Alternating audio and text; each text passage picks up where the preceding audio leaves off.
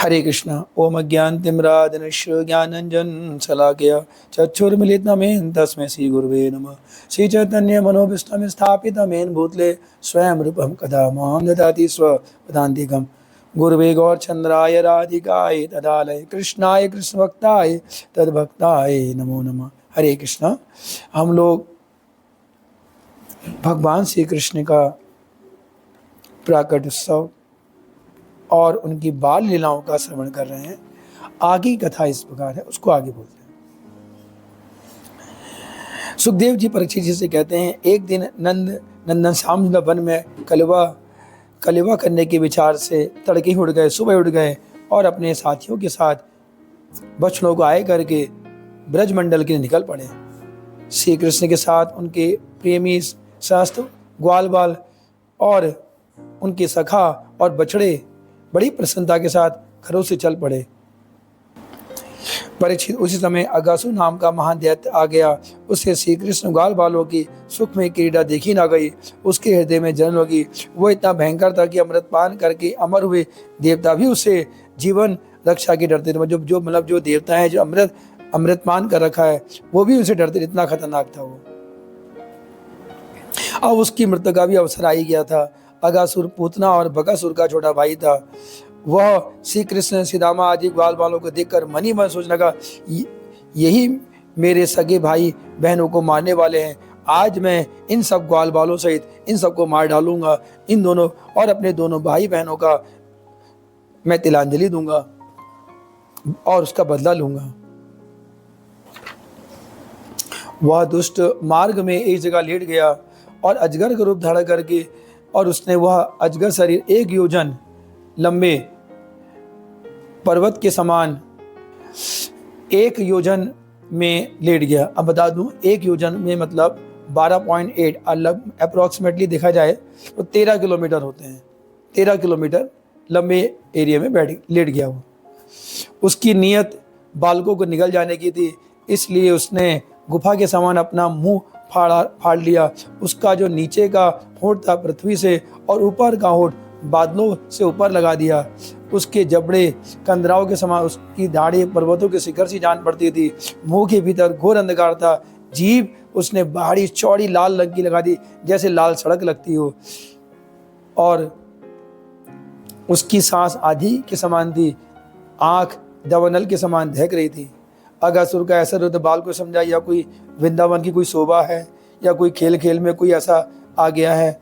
उन्हें लगा कोई अजगर है या कुछ है। सब तरह तरह के बच्चे बातें करने लगे और लोग ये कैसा, तो भगवान श्री कृष्ण समझ गए ये पूतना का भाई है और ये बदला लेने के उद्देश्य से आया है। वो ग्वाल बालों को जाने से रोकना चाहते थे, लेकिन तभी ग्वाल बाल अचानक ही उसमें चले गए और वो खेल खेल में अंदर उनको निगल गया। अब वो केवल भगवान की इंतजार कर रहा था कि भगवान आए तो मैं उनको भी निकलूं। अगासुर भगवान का निगलने का उपाय दिख रहा था। भगवान ने भी सोचा अब इनका मैं कैसे उद्धार करूं। तो भगवान तो सब भूत भविष्य वर्तमान सब जानते थे।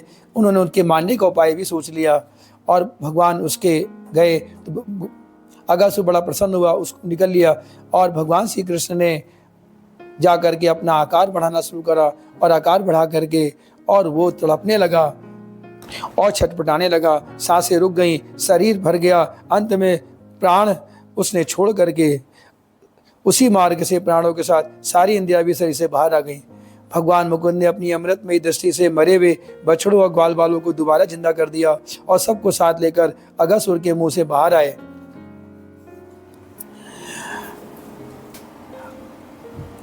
उस अजगर से एक महान ज्योति निकल रही थी। भगवान के बाहर आने पर वो भगवान के चरणों में समा गई।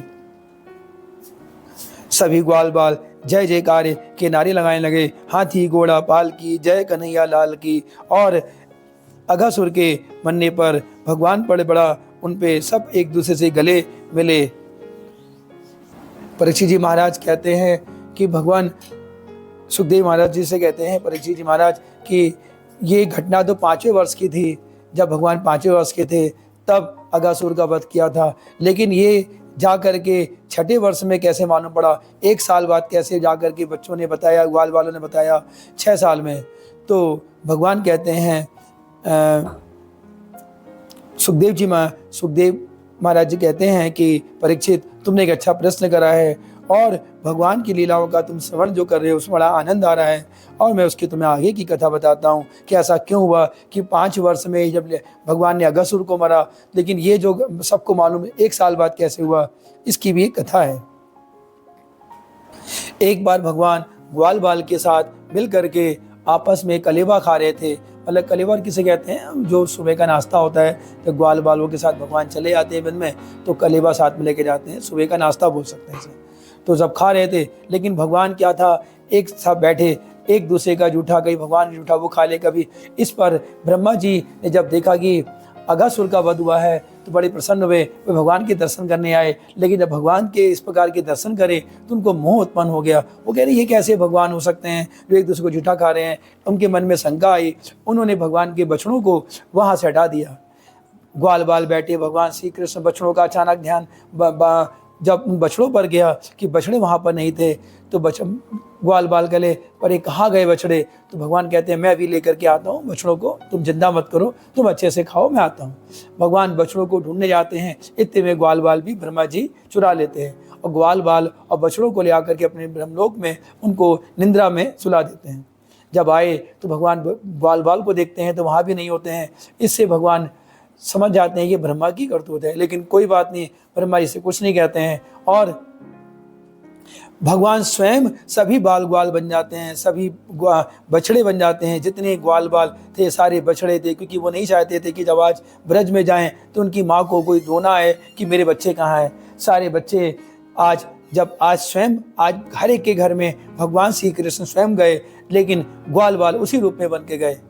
जब आज घर पहुंचे तो माताएं बड़ी आनंदित हुई। उनको लग रहा था आज कैसा, रोज अपने बच्चों को प्रेम करती थी, लेकिन आज का प्रेम उनका बड़ा कैसे 4 गुना 5 गुना इतना ज़्यादा प्रेम था, भाव विभोर होकर के प्रेम करती थी। और उसी प्रकार गायें जब बछड़ों से मिले तो बछड़े भी जब गाय के पास आए तो थनों से उनके दूध बहने लगा। वो गायें भी बछड़े भी बड़े आनंदित होकर के उनसे प्रेम करने लगे। और गाँव का प्रेम ये सब देख करके बलराम जी कहते हैं कि ये क्या लीला है कि भाई ऐसा क्यों हो रहा है, ये सब पहले इतना प्रेम तो नहीं करता, प्रेम बढ़ कैसे गया है। तो भगवान श्री कृष्ण ने पूछती ये सब क्या है। तो भगवान कृष्ण की लीला समझ जाते हैं, भगवान श्री कृष्ण ही स्वयं है जो हर जगह हर बछड़े बने हैं और ये ग्वाल बाल बने हैं। तो कहते हैं प्रभु ऐसी क्या लीला, आपको ऐसी बनने की क्या जरूरत है। तो भगवान सब बातें बलराम जी को बताते हैं, ये सब ब्रह्मा की करतूत है। 1 वर्ष पूरे होने के जब 5 या 6 दिन बचे तो ब्रह्मा जी ने कहा मैं जा करके देखता हूँ। जाके देखा तो स्तंभ रह गए कि ब्रज में वही ग्वाल बाल, वही भगवान एक दूसरे का झूठन, वही सारे बछड़े विचर रहे हैं। उनको लगा ऐसे कैसे हो सकता है, मैं तो सारे बछड़े ग्वाल बाल को ऊपर चला दिया था। फिर जा करके देखा कि वो सारे ग्वाल बाल तो वैसे ही। फिर नीचे आते हैं, फिर बड़े अछूत आते हैं तो देखते क्या है कि जो इतने ग्वाल बाल सबके अंदर भगवान श्री हरि का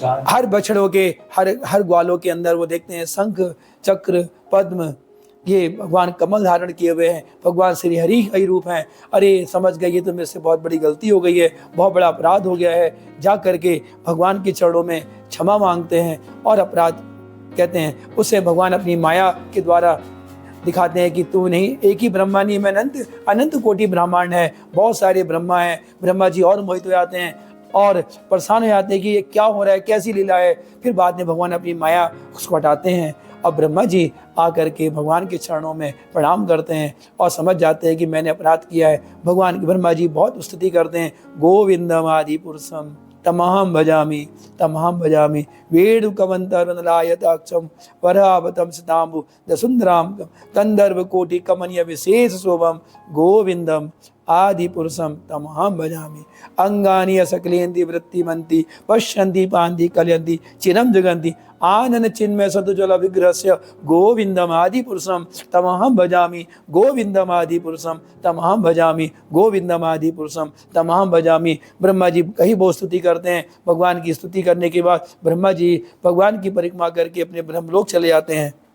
लेकिन जो बच्चे ग्वाल बाल इतने समय तक वहाँ थे, जब उनकी निंद्रा जागी तो उनको लगा कि हम नींद से जागे हैं, तो भगवान के पास आते हैं, अरे प्रभु हमने तो कलेवा खाया ही नहीं था, आप भी कहाँ चले गए थे, हम तो यहीं थे। मुझे लगा मैं सो गया था, मतलब बहुत नींद आ गई थी। लेकिन किसी को नहीं मालूम पड़ा कि 1 साल तक वो सोए हुए थे। उसके बाद सबने भगवान के साथ कलेवा और प्रसाद लिया और उसके बाद सब अपने घर आए। घर आकर के अपनी अपनी माताओं से और ग्वालवालियों से कहते हैं कि मैया आज ऐसा सा हुआ, आज अगासुर को मारा। इसी तरह जो 5 वर्ष पहले घटना हुई थी, भगवान जब 5 वर्ष के थे, लेकिन घटना कब मालूम पड़ी? 6ठे वर्ष से मालूम पड़ी, इसलिए 1 वर्ष बाद मालूम पड़ा। ग्वाल बड़े आश्चर्य होते हैं कि ये भगवान कृष्ण की लीलाएं कैसी अचंभित हैं, किस तरह बार बार राक्षसों का वध करते हैं, कैसे अचंभित होते हैं भगवान की। वो समझ जाते हैं कोई देव पुरुष है, कोई कैसे हैं, लेकिन अभी भी अचंभित हैं। लेकिन बड़े ही भाग्यशाली भगवान को धन्यवाद देते हैं कि हमारे बच्चे, हमारे जो कृष्ण हैं वो सुरक्षित हैं। जब भगवान ने 6ठे वर्ष में प्रवेश किया और गौवे चराने की स्वीकृति पूर्ण रूप से मिल गई, तो अपने सखा और ग्वाल वालों के साथ गौवे चराते हुए वृंदावन में जाते और चरणों में ग्वाल बाल वृंदावन को अत्यंत पावन करते हैं। गौओं के लिए हरी हरी घास युक्त रंग बिरंगे पुष्पों की खान थी। वहाँ सब प्रकार का गौवें आनंद के साथ हरी हरी घास खाती और जो ग्वाल बाल थे आपस में खेलते कूदते, एक दूसरे को चढ़ाते, परेशान करते, आनंद के साथ उस प्रकार का आनंद करते। ये भगवान की जो लीलाएं थी बड़ी अचंभित चलती। इसको हम देख नहीं सकते, लेकिन ये लीलाएं हम सुन ही सकते हैं। भगवान श्री कृष्ण की बाल लीलाएं बड़ी मधुर हैं और उनका हम जितना भी स्मरण करें उतना कम है। और एक समय भगवान तालवन के पास में गए और वहाँ पर जा कर के उन्होंने धेनुकासुर नाम का एक दैत्य था, उसका वध किया। उसकी भी कथा है कि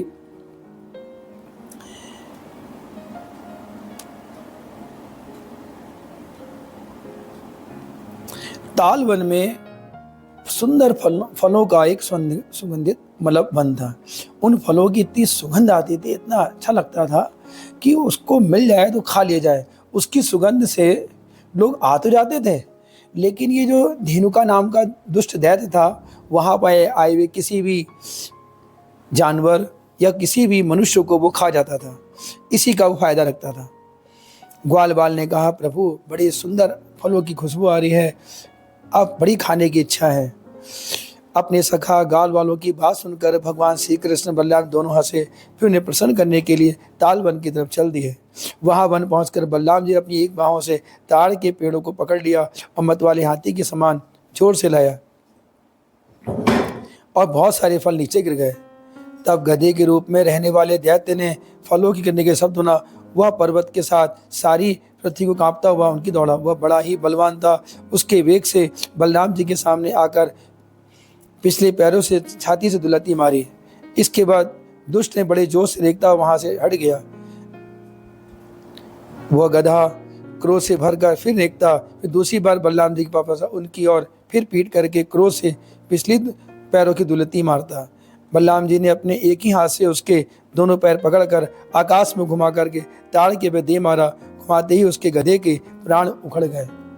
उसके गिरने से और की चोट से वो ताड़ का वृक्ष भी और उसका पूरी भाग विशाल था, स्वयं तो तड़प कर गिरा ही गिरा, साथ में उससे आसपास के वृक्ष भी गिर गए। बलराम जी के लिए यह खेल था, परंतु उनके द्वारा फेंके गए गधे के शरीर से चोट खाकर वहां एक साथ ताड़ हिल गए। बलराम जी स्वयं जगदीश्वर हैं। उनमें यह सारा संसार ठीक वैसे ही है जैसे सुतों में वस्त्र। भला उनके लिए कौन आश्चर्य की बात है। धेनुकासुर के भाई के मारे जाने पर क्रोध के आग बबूला उठे। सब के सब गधे के रूप में भगवान श्री कृष्ण बलराम जी पर बड़े वेग से टूट पड़े। श्री कृष्ण जी ने खेलते खेलते पिछले पैर पकड़ करके ताल वृक्षों पर दे मारा। उस समय भूमि ताड़ के फलों से पड़ गई। टूटे वृक्ष और दैत्यों के प्राणहीन शरीर में भर गई। जैसे बादलों से आकाश ढक जाता है, उसी तरह उसके बाद कमल लोचन भगवान श्री कृष्ण बड़े भाई बलराम जी के साथ रह जाए और सबने उनके साथ ही ग्वाल बाल उनके पीछे पीछे उनकी स्तुति करते हुए आए। भगवान की लीलाओं का श्रवण करते हुए उनकी वाणी बड़ी पवित्र हो गई थी। उस समय श्री कृष्ण की घुंघराली आलोकों पर गौवे की खुरों से उड़ उड़कर धूल उन पर पड़ी हुई थी। जब गायें चल रही थी, जो उनके खुर होते हैं, जो पैर होते हैं, उससे जो धूल थी उनकी मोर पंख पे और उनके सब पर पड़ी हुई थी। सारी गोपियां सब लोग उन्हीं का इंतजार करके उनके भगवान की तरस रही थी। इसके बाद भगवान ने कालिया पर कृपा करी। एक बार भगवान यमुना किनारे खेल रहे थे, खेल खेल में जो गेंद थी वो कालिया वो यमुना जी पे चली गई, और यमुना जी पे जाने पर भगवान ने उस गेंद को निकालने के लिए यमुना जी में कूद पड़े। सबने देखा ये क्या, वहाँ पर तो कालिया नाग था बड़ा, वहाँ का पानी पी लेने से भी लोगों की बछड़े गायें और मनुष्यों की मृत्यु हो जाती थी। अब क्या होगा, अब क्या होगा। जब नंद बाबा यशोदा को मालूम पड़ा, वो सब भी तट पर आए और दुखी होकर रोने लगे, चिल्लाने लगे, यशोदा माँ यदि नदी पर, यमुना नदी पर वापस वो भी जाना चाहती थी, लेकिन सब ने उनको रोका। और भगवान श्री कृष्ण जो बाल अवस्था में थे, जब नीचे गए, जा करके उन्होंने जो उसकी कालिया की पत्नियां थी, उन्होंने कहा प्रभु आप कौन हैं और ये कैसे, आप कैसे बच कैसे गए, अब आप चले जाओ, नहीं तो हमारे पतिदेव आपको मार देंगे। भगवान कहते हैं नाग पत्नियों, अब तुम्हें अपने पति पर दया करनी चाहिए कि तुम्हारे पति का अब उचित समय आ गया है। उस दिन में कालिया नाग आ जाता है, उसके 101 फन थे और 101 फनों से फोकार करने लगा है। नाग पत्नियां कहती हैं छोड़ दो, ये छोटा बालक है, गलती से आ गया है। तो लेकिन वो कहते हैं नहीं, तुम अपने पति पर दया करो। भगवान कहते हैं, इससे कालिया को और गुस्सा आ गया और वो फुकारने लगा। भगवान उसके फनों पे चढ़ गए और उसके एक एक फल को कुचलने लगे। वो जो फन ऊपर करता उस नीचे फन उससे कुचल देते। इस तरह भगवान उसके फनों पर नृत्य करने लगे और अंत में कालिया बड़ा हताश हो गया और ऐसा हो गया, निढाल होकर के गिर पड़ा। उसकी नाग पत्नियों ने कहा प्रभु से क्षमा मांगो, और उसने भगवान से क्षमा मांगी, हे प्रभु मुझे क्षमा कर दें, मेरे अपराध है, मैं तमोगुणी हूँ, मैं सर्प हूँ, मेरी बुद्धि क्रोध से भरी है, मुझे क्षमा कर दें। भगवान से क्षमा मांगने भगवान ने प्रसन्नता से क्षमा किया और कहा कालिया तुम यहाँ से दूर जाओ। बोले प्रभु मैं दूर तो जाना चाहता हूँ, लेकिन आपके गरुण जी जो हैं वो मेरे को नहीं छोड़ेंगे। बोले अब तुम्हें कोई कुछ नहीं कहेगा, कि तुम्हारे सिर पर अब मेरे चरणों के निशान आ गए हैं, इसे तुम्हें कोई कुछ नहीं कहेगा। इस प्रकार कालिया पर विजय पाई और वो वहाँ से चले गए और यमुना जी को स्वच्छ किया। एक दिन बलराम और श्री कृष्ण ग्वाल बालों के साथ वन में गौवे चरा रहे थे। तब ग्वालों के भेष में प्रलम्ब नाम का एक असुर आया। उसकी इच्छा थी कि मैं श्री कृष्ण बलराम को हर करके ले जाऊं। भगवान श्री कृष्ण सर्वज्ञ हैं, वे उसे देखते ही पहचान गए। फिर भी उन्होंने उस पर मित्रता का प्रस्ताव किया। मन ही मन सोच रहा था कि किस युक्ति से इनका वध करना चाहिए। ग्वाल बालों में सबसे बड़े खिलाड़ी, खेलों के आचार्य श्री कृष्ण ही हैं। उन्होंने सब ग्वाल बालों को बुलाकर कहा, प्यारे मित्रों, आज हम लोग अपने को 2 भागों में 2 दलों बांटेंगे और इस खेल में ग्वाल में बलराम एक तरफ मैं रहूंगा। कुछ श्री कृष्ण के साथी बन गए, कुछ बलराम जी के साथी बन गए। परीक्षित एक बार बलराम जी दल के सीदामा सब आदि ग्वाल बाल खेल में बाजी मार ली। तब श्री कृष्ण ने अपनी पीठ पर चढ़ाकर उन्हें ढोने लगे। हारे हुए श्री कृष्ण सीदामा की पीठ पर चढ़ा। फिर भद्रसेन ने प्रलम्ब ने बलराम जी को, अंत में उन्हीं के पक्ष में हो गया। बलराम जी को लेकर फुर्ती से भागा। अब प्रलम्बासुर ने कहा कि बलराम जी मेरे पीठ पे बैठ गए हैं, मैं इनको लेके, पीठ से उतारने के लिए तो स्थान नियत था, उसने आगे निकल गया। बलराम जी बड़े भारी और पर्वत के समान बोझ वाले थे, उनको लेकर के प्रलम्बासुर दूर तक नहीं जा पाया, उसकी चाल लुक गई। तब अपना स्वाभाविक दैत्य रूप धारण करा। उसके काले शरीर पर सोने के गहने चमक रहे थे। गौर सुंदर बलराम जी को धारण करने के कारण उसकी सेवा अनंत मनोहक थी। अपने बलराम जी को अपने शरीर में अपने कंधे पे उठा रखा था ना, उसने कहा था मैं इनको मार दूंगा। कम तो कृष्ण जी को नहीं मार पाया। मानो बिजली के युक्त काला बादल चंद्रमा को धारण किए है। उनकी आंखें आग की तरह धधक रही थी। बलराम जी ने घूसा कस के जमाया। घूसा लगते उसका शीश टूट टूट गया, उसके मुंह से खून बहने लगा, चेतना आ गई और ब्रज से मारे हुए पर्वतों के समान उसी प्राणहीन होकर के पृथ्वी पर गिर पड़ा। बलराम जी परम बलशाली हैं। और उन सब जब ग्वाल वालों ने देखा कि प्रलम्बासुर का मारा गया, तब आश्चर्य की सीमा न रही। सब वाह वाह करने लगे, हाथी घोड़ा पाल की जय कन्हैया लाल की। सब लोग बलराम जी को अपने पीठ पे धारण करके आनंद के साथ चिल्लाने लगे और बलराम जी का वाह वाही करने लगे। वे उनके लिए शुभकामनाओं की वर्षा करने लगे। वस्ता बलराम जी इसके योगी भी तो हैं। एक बार भगवान श्री कृष्ण और बलराम जी और सभी सखा वन में गाय चरा रहे थे। तभी अचानक आगे, बहुत आगे जंगल में जाने पर पेड़ों की आंधी आने से, आपस में लगने से, अग्नि की आपस में चिंगारी लगने से भयंकर आगे लगने लगी। दावानल हो गया, चारों तरफ हाहाकार और प्रत्येक पेड़ जलते जा रहे थे। और इस प्रकार भगवान श्री कृष्ण से सभी बलराम जी शरणागत होकर के पुकारने लगे ग्वाल बाल, हे प्रभु हमारी रक्षा करो, हे कृष्ण, हे प्यारे कृष्ण, हे बलराम जी हमारी रक्षा करो, हम सब दावानल से जलना नहीं चाहते, हम उनसे बचाओ। भगवान ने कहा तुम सब आंखें मूंद लो, मैं करता हूँ। भगवान ने सुन, सबने आंखें मूंदी और भगवान की आंखें, भगवान ने इस प्रकार सब ग्वाल बाल की आंखें मूंदने के बाद, तुम डरो मत, मैं देखता हूँ। भगवान ने क्या करा, वो सारी अग्नि को खुद पी गए और सारी ग्वाल बालों की और गाय बछड़ों की उनकी रक्षा की। भगवान की योग माया सिद्धि से देख करके ग्वाल बाल बड़े प्रसन्न हुए और उनको भगवान के प्रति उनकी जो भक्ति थी वो बढ़ती ही गई।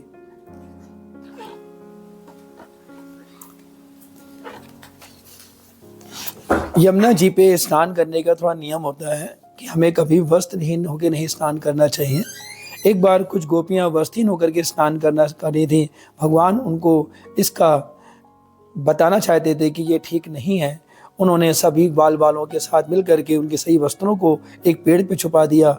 इससे जो गोपियां थी लज्जाहीन को बोली, मेरे वस्त्र दो, हे कृष्ण तुम्हारी शिकायत यशोदा से करूंगी।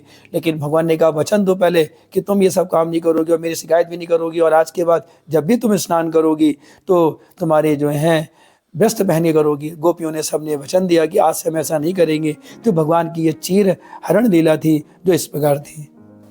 भगवान ने यज्ञ पत्नियों का पर फिर भी कृपा करी। एक बार बलराम और कृष्ण जी और सुदामा जी, सुदामा, सुबल सखा, जो भगवान के सारे मित्र थे और जो उनकी मंडली थी, वो एक बार बहुत दूर निकल गई थी और उनको सबको भूख लगी। तो भूख लगने पर उन्होंने कहा प्रभु भूख लग रही, क्या करें? उन्होंने कहा चिंता मत करो, जाओ यहाँ पर अभी पास में वेद वादी ब्राह्मण हैं, वो यज्ञ कर रहे हैं, उनसे जाकर के भोजन प्रसाद ले आओ। भगवान की बता दो, भगवान बड़े कृपा करते हैं ब्राह्मणों पर, गौओं पर, वैष्णवों पर, शुद्ध भक्तों पर जो उन पर आश्रित हैं, उन पर भगवान हमेशा कृपा करते हैं। अगर वो कुछ, उसकी ये मैं गारंटी देता हूँ, अगर आप कृष्ण भक्ति कर रहे हैं और एक ब्राह्मण अपने नियम धर्म से रह रहा है, एक शुद्ध भक्त अपने नियम से रह रहा है, तो भगवान अगर किसी तरह कभी पतित भी हो जाता है तो भी उसका उद्धार करते हैं। इसमें कोई दो राय नहीं, इसमें कोई दो राय नहीं। तो ब्राह्मणों का उद्धार करने की भावना से, और उन्होंने कहा जाओ ग्वाल बाल, पास में वेद व्याधी ब्राह्मण हैं, उनसे कुछ खाने का ले आओ। ये सब ग्वाल बाल गए और उन्होंने ब्राह्मणों से कहा कि हमें भगवान श्री कृष्ण ने भेजा है और हमें जो है क्या नाम है, कुछ खाने के लिए अन्न दे दीजिए, ताकि हम लोग यहाँ बहुत दूर आ गए हैं अपने वृंदावन मथुरा से बहुत ग्वाल चराते हुए, और हम लोग अपना आहार ले सकें। लेकिन बुद्ध बने हुए स्तंभ रहे, ब्राह्मणों ने कोई जवाब नहीं दिया और किसी प्रकार की उनकी सहायता नहीं करी। ग्वाल बाल वापस आए और उन्होंने कहा कि हमें तो उन्होंने कुछ नहीं दिया। तो उन्होंने कहा तुमने यह ब्राह्मण पत्नियों से पूछा, अब तुम दोबारा जाओ, ब्राह्मण पत्नियों से कहना कि मैं स्वयं श्री कृष्ण आपके भोजन प्रसादी के लिए मांगता हूँ। तो फिर दोबारा गए ग्वाल बाल, तो बोला हम भगवान श्री कृष्ण के द्वारा आए हुए हैं। और तो यज्ञ पत्नियों ने कहा क्या बताइए, हमारे लिए क्या सेवा है? बोले प्रभु के लिए कुछ प्रसाद खाने की व्यवस्था चाहिए। तो ये कहने का कोई बात, उन्होंने सुंदर सुंदर बढ़िया पकवान, बढ़िया सब ले करके तो जाने लगे। तो उनके पतियों ने रोका, नहीं तुम्हें नहीं जाना है। वो सब कंस से डरते भी थे, इसलिए मना कर रहे थे। कंस का प्रभाव इतना ज़्यादा था कि कहीं ऐसी वसा ना घटना घटे, इससे डरते थे वो ब्राह्मण। तो उन्होंने कहा तुम ही मत जाओ, नहीं जाना है। नहीं हम तो जाएंगे, हाँ चाहे। हमने कहा तुम जाओगे तुम्हें हम त्याग देंगे। बोले कोई बात नहीं, हम जाएंगे। यज्ञ पत्नियों ब्राह्मण पत्नियों ने किसी बात की परवाह न करके भगवान श्री कृष्ण के पास मिलने गए। वहाँ पर उनको उचित पकवान सब खिलाया। प्रभु कहते हैं तुमने क्या अपने पतियों की बात नहीं मानी? बोले नहीं प्रभु, आपसे बढ़कर क्या हो सकता है। अब भगवान से बड़े प्रसन्न होते हैं। भगवान कहते हैं तुम जाओ। बोले अब हम जाएंगे, हमारे पति हमें स्वीकार नहीं करें। बोले तुम जाओ, तुम्हें जरूर स्वीकार करेंगे। मैं कहता हूँ मेरे रूप और मेरे महिमा का वर्णन करना। और जब वो वहाँ पर आते हैं वापस, जो ब्राह्मण पत्नियाँ थीं, जब वापस आए तो उनके पति कुछ नहीं बोलते हैं, और कोई कुछ बोलता है तो कृष्ण की महिमा का बखान करते हैं। बाद में सही ब्राह्मणों को बड़ा दुख होता है कि हमने देखिए हमने कितनी गलती करी, कितना हमने कंस के प्रभाव में आकर के हमने उनको भोजन प्रसाद ही नहीं दिया। हमारी पत्नियां कितनी अच्छी हैं, कितने उन्हें पुण्य कर्म करे थे कि भगवान का सानिध्य मिला, भगवान का प्रेम मिला, और अपने आप को बार बार भगवान से पश्चाताप करते हैं, बहुत दुखी होते हैं। लेकिन तब तो कुछ नहीं हो सकता ना, अब तो भगवान भी वहाँ से चले गए थे। एक बार नंद बाबा इंद्र की पूजा करने के लिए सब यज्ञ की सामग्री सब कर रहे थे, तो भगवान ने देखा कि इंद्र की पूजा हो रही है, ये ठीक नहीं है। किस प्रकार की? उनकी तो मैंने ड्यूटी दी है, कार्य दिया है, उनको करना चाहिए। जैसे एक सरकारी कर्मचारी नौकरी करता है बैंक में या किसी भी जगह पर, पुलिस में नौकरी करता है, और वो आपसे रिश्वत मांगे तो क्या ये ठीक है? इसी तरह इंद्र जो हैं भगवान के द्वारा, सारे देवता हैं भगवान के द्वारा, उनकी रक्षा है, भगवान उनको सब कार्य सौंपते हैं, तो वो किस प्रकार की उनकी पूजा करनी चाहिए? भगवान ने कहा, और वो नहीं भी चाहते थे ये रीति रिवाज बंद हो, तो भगवान ने कहा इंद्र की पूजा नहीं होनी चाहिए। तो भगवान नंद बाबा कहते हैं क्यों नहीं होनी चाहिए? हमारी जो वर्षा करते हैं उससे, वर्षा से हमारी गौवें हमें दूध देती हैं, हमारी गौओं का खाना होता है, हम लोग अन्न प्रसादी लेते हैं, सारा कार्य अगर वर्षा नहीं होगी तो सब काम रुक जाएगा। तो कहते हैं तो उसकी जिम्मेदारी है, ऐसा तो उन्हें करना ही चाहिए। तो नंद बाबा से कहते नहीं, हमें उन ब्राह्मणों की, उन गौओं की, उन पर्वतों की रक्षा करनी चाहिए जो हमें सब कुछ देता है। नंद बाबा कैसे? बोले ब्राह्मण वेद व्यास करते हैं, हमारी भक्ति देते हैं, हमें सब ज्ञान देते हैं, गौवें हमें दूध देती हैं, पर्वत हमें अन्न वन संपत्ति अन्न देते हैं, और गायों के लिए भोजन देते हैं, हमें उनकी पूजा करनी चाहिए। सबने भगवान श्री कृष्ण की बात मान करके ब्राह्मणों की पूजा की, गौओं की पूजा करी, और अंत में गोवर्धन की परिक्रमा आ गए, गोवर्धन की पूजा की। भगवान श्री कृष्ण स्वयं गोवर्धन बन करके आए, और सब ने वहाँ पर जो भी अच्छे अच्छे पकवान बनाए थे वो सब पकवान भगवान को दिए। भगवान ने उसको भोग स्वीकार करा, खाया। इस पर भगवान ने ये दिखाया ये ठीक नहीं है। जब इंद्र को मालूम पड़ा कि मेरी पूजा बंद हो गई है तो बड़ा क्रोधित हुआ। उसने बड़े मेघ वाले जो बादल थे उनको वहाँ पर बरसने की आज्ञा दी कि ऐसा तुम तूफान ला दो कि ब्रज में मेरी आज्ञा पालन हुई है। उनको लगा कि ये क्या हो गया है, जबकि इंद्र को भूल गए थे कि भगवान श्री कृष्ण की महिमा और उनके। लेकिन अब ये है ना कि बुद्धि देखिए कि अच्छो ही खराब हो जाती है, इंद्र भी वो खराब हो गई है। तो वो जा करके इस प्रकार जब वर्षा करते हैं तो भगवान कहते हैं तुम चिंता मत करो, जिस गोवर्धन भगवान की हमने पूजा करी वही हमारी रक्षा करेंगे। सब ब्रजवासियों को लेकर के, गौओं को लेकर के एक गोवर्धन पर्वत के पास जाते हो, खेल खेल में ही एक हाथ से, एक उंगली से पूरे पहाड़ को उठा दो, डरो मत और इस पर्वत के नीचे आ जाओ। सब ब्रजवासी भगवान श्री कृष्ण को भरोसा करते थे, सब नीचे आ गए और 7 दिन तक इंद्र वर्षा करता रहा, लेकिन कुछ नहीं हुआ। अब इंद्र को पश्चाताप हुआ कि मैंने कुछ नहीं कर पाया। फिर उसके बाद इंद्र ने वर्षा बंद करी। भगवान बोले कि अब सब लोग, तुम लोग अपने अपने जहाँ पर घर को जाओ, अब इंद्र वर्षा नहीं करेगा, अब तुम्हारा हित नहीं करेगा। भगवान ने पर्वत को नीचे रख करके सारे ब्रजवासी बड़े आनंदित हुए। सब ने उनको गले से लगाया और लगा करके बोले, सब उनको लगाना चाहते थे, बड़े आनंदित होकर कि देखो कि इतना छोटा बच्चा, इसने एक हाथ से इस प्रकार जो उठाया। मात भगवान की उस समय आयु 7 वर्ष की थी जब भगवान ने गोवर्धन उठाया था, 7 वर्ष की थी, और 7 दिनों तक वो भी एक उंगली पर एक हाथ से उठाया। तो ये बड़े आश्चर्य के थे, सब समझ गए साक्षात नारायण है। नंद बाबा कहते हैं मुझे गर्गाचार्य जी ने जब इसका नामकरण संस्कार हुआ था तभी बता दिया ये स्वयं नारायण का ही रूप है, तो ये इसमें कोई शंका नहीं है। अब सबको लग गया कि कोई भगवान श्री नारायण ही है। इंद्र को बड़ा पश्चाताप हुआ और उसने अपराध से क्षमा मांगने के लिए उसकी हिम्मत नहीं थी कि मैं कैसे जाऊं। उसने कामधेनु गौ माता का सहारा लिया। वो जानता था कि अगर मेरी कामधेनु गौ माता साथ जाएंगी तो भगवान श्री कृष्ण मेरी को नाराज नहीं होंगे ज़्यादा। अब अकेला डर रहा था वो कि भी मैं कैसे जाऊंगा, मैं डर रहा था। तो उनने कामधेनु गौ माता को साथ लिया और कामधेनु जो गौ माता थी भगवान के पास आई और उनको प्रणाम करा, उनकी स्तुति की।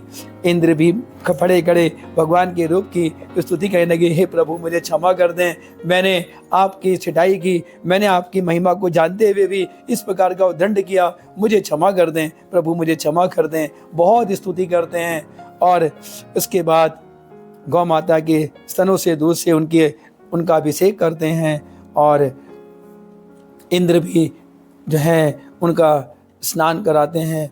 उनके गजराज के द्वारा जल लाया हुआ था उससे स्नान कराते हैं और इस प्रकार भगवान का गोविंद नाम रखते हैं और गोविंदम आदि पुरुषम तमहम भजामि, गोविंदम आदि पुरुषम तमहम भजामि। ईश्वर परमा कृष्ण सच्चिदानंद रूप अनादिरादि गोविंदम सर्व कारण कारणम। भगवान को कहते हैं आप ही सब कारणों के कारण हैं, आप ही सब कुछ हैं, मैं आपको मानता हूँ। इस तरह भगवान की स्तुति करके भगवान कहते हैं, इंद्र तुम ऐश्वर्य धन संपत्ति के मद में पूरे मत वाले हो रहे हो, इससे तुम पर अनुग्रह करके मैंने तुम पर ऐसी कृपा करी है, इसलिए तुम निरंतर स्मरण रखो। जो ऐश्वर्य धन संपत्ति मद में अंधा हो जाता है वो नहीं रहता। मैं काल रूप परमेश्वर हाथ में दंड लेकर के सबके सिर पर सवार रहता हूँ। मैं जिस पर अनुग्रह करना चाहता हूँ उसका ऐश्वर्य भ्रष्ट कर देता हूँ। ये तुम्हारा मंगल हो। अब तुम अपनी राजधानी अमरावती में जाओ, मेरी आज्ञा का पालन करो। अब कभी घमंड मत करना, नित्य निरंतर मेरी सन्निधि का, मेरे संयोग का अनुभव करते रहना और अपने अधिकार के अनुसार ही अपने कार्यों करना, अपनी मर्यादा का पालन करना। भगवान की इस प्रकार आज्ञा दे करके और आज्ञा लेकर के भगवान की स्तुति करके, भगवान की परिक्रमा करके कामधेनु माता, गौ और इंद्र अपने धाम को चले गए। इस तरह आज की कथा हम यहीं पर ही इसको विराम देते हैं। अगली क्लास पे फिर हम लोग कथा का श्रवण करेंगे। हरे कृष्ण।